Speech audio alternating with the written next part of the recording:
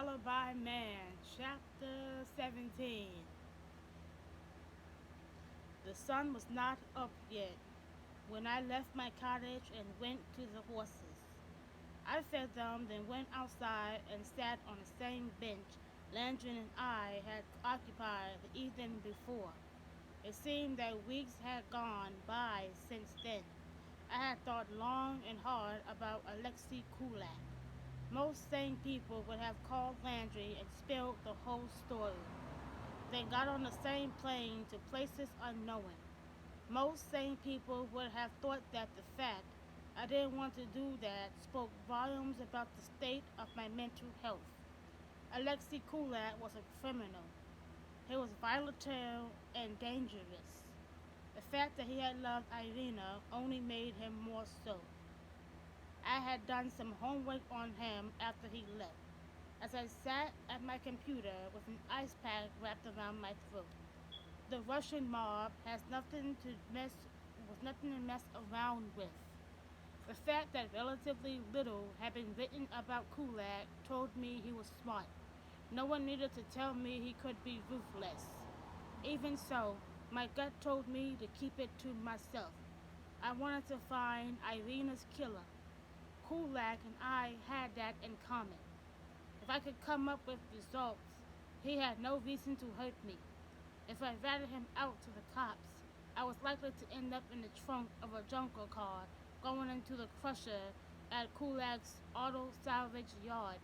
If Irina's murder had something to do with her connection to Alexei, then through him, I would have access to a part of Irina's life Landry wouldn't be able to touch. That's what I told myself, even though I knew full well Kulak wouldn't have come to me if Irina's death had to do with him. That was the reason I gave myself for making a deal with a devil. There were others lurking in a dark corner of my mind. I refused to bring them to the surface. I showered and dressed and made myself as presentable as I could. There was nothing to do about my fat lip but tell a lie to explain it. A short vintage Gucci scarf around my neck hid the bruises the ice pack had failed to prevent. Billy Quint should have been a sea captain 100 years past. It had been almost that long since I had met him when I was working narcotics and he headed an OCB, Organized Crime Bureau, undercover team working the port of Fort Lauderdale along with the DEA. The teams from the individual agencies had a mutual agenda to crack a drug money laundering scheme that had been taking large sums of U.S. currency out of the country on cargo ships bound for Panama. The connection to Palm Beach country had been what had come back on a return trip. Cocaine. Lots of it. Quint lived in a bungalow along the intracoastal waterway south of Lake Worth, retired not by choice. He had refused to speak to me over the phone. OCB guys learned early on to take every precaution possible. They have to deal with deadly animals every day and they all don't survive. So I wasn't surprised when Quint wouldn't speak to me. All paranormal dies hard, especially for someone who almost didn't make it out of the game alive. I thought you were dead, he said gruffly as I got out of my car and walked toward him. I'm like you, I told him. I'm too mean to die. Tough nut, you always were. He rolled down the dock in his wheelchair and tore some fishing gear into a beat-up dinghy. Is that thing seaworthy? I asked Dubbis. He squinted up at me, one eye closed tighter than the other. A filthy old captain's hat jammed on his head. It was impossible to decide where his sideburns ended and his hair began. What's the difference? He asked. His voice was full of gravel. He fell into a fit of wet, rattling coughing. When it passed, it took him a moment to get his breath back. Are you okay? I asked like an idiot. Lung cancer, he said by way of explanation, like it was nothing, like he had a cold. The devil would catch up with me sooner or later. I've dodged him one time too many. I'm sorry to hear it, Billy. He shrugged, waved it off. In that moment, he looked ancient, even though he wasn't more than in his late 50s. His useless legs canted off to one side as he slouched in his wheelchair. His skin had a strange yellow cast to it. I didn't have to ask him if he was in pain. I knew what it was to have your body broken in ways you shouldn't have survived, and often wished that you hadn't. Quint's legs had been broken with a sledgehammer by a couple of Russian thugs in the employ of an ambitious mob lieutenant. He had been allowed to live for his value as part of the media circus that followed the brutal attack.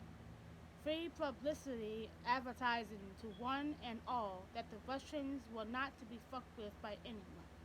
Arrests had been made, but nothing stuck. The lieutenant and his henchmen had vanished off the continent, probably literally. No one in the Russian community would talk. The police, the feds, all had been powerless to protect even more of their own. A middle-aged Filipino woman, built like the corner mailbox, came out of Quint's bungalow and trundled to the dock. Her brows lowered and she started in. Your breakfast is ready. I don't make good food so you can turn up your nose like Mr. Hotty Trotty and let it go to waste. Come in and eat. You, she said, pointing at me like Uncle Sam on the refusing poster. Come and eat. You're too skinny. What's the matter with you? You don't eat? Quint rolled his eyes. Simmy, my keeper. I thought you said the devil hadn't caught up with you yet. He barked a laugh and fell into another coughing fit. I choked down Simmy's greasy rice, onions, hot peppers, hot sausage concoction when she was watching and fed a handful to the Jack Russell Terrier under the table when she wasn't. I see you, she barked, facing away from me at the stove. You feed that dog, he gets gas. You're gonna stay and smell his farts, missy. Oh, go on with you, woman, Quint growled. Don't you have to go to church? To pray for your soul, she shouted at him. Why the hell will you want me in heaven, he asked. You won't be there. I snuck the dog another handful under the table. They swore and shouted at each other for another 5 minutes before Simmy made a rude gesture and stormed out. Is she always like that? I asked. Nah, she's on her party manners. We've got company, Quint said. He took his plate off the table and put it on the floor for the dog. I don't care if he faunts. He sleeps in her room. I put my plate down too. So what brings you, Elena? He asked.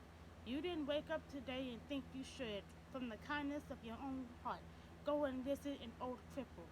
You think so little of me, Billy, I said. He laughed and coughed. Like you said, you're like me. Spill it. Alexei Kulak. Do you know anything about him?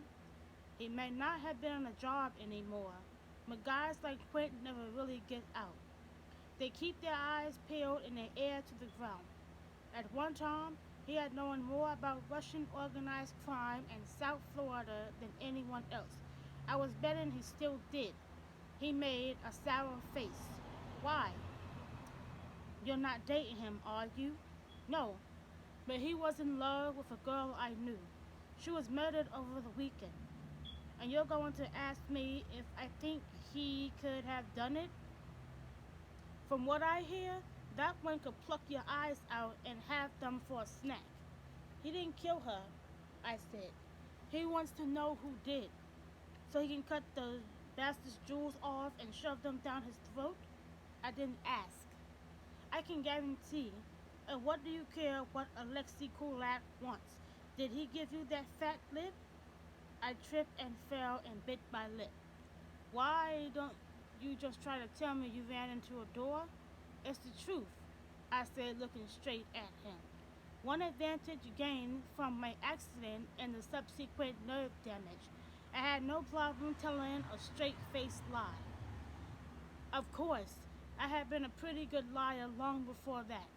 And Alexei Kulak wasn't there at the time? What's he into? I asked, pointedly ignoring his question. What wasn't he into? He's a full-service mobster, hijacking trucks, extortion, shylocking, prostitutes, drugs. This friend of yours, what was she into? Wealthy men. She had expensive tastes. I shrugged. The more I find out, the less I feel I knew her. Was she working for Colette? I don't know. I got the feeling she led him around like a dog on a leash.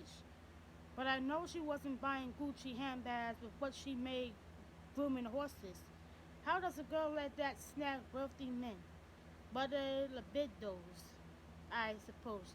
She was a beautiful girl. Could Kulak have been using her to get to one of her rich friends? Quint asked. If that was the case, what would he need with me? He would already know whose heart to cut out. He told me she shut him out of their part for her life, I said. The same would be true if she had been working for him in some other capacity, Quint pointed out. Those throats would already be cut. What made you think he could be useful to him? Apparently Irina, the dead girl like me, I said. Though I couldn't say they were close, we worked together. Doing what? I ride horses. That's a living?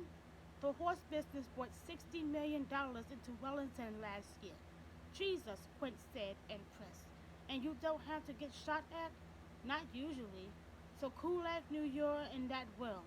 Did you run in the same circles as the dead girl? No.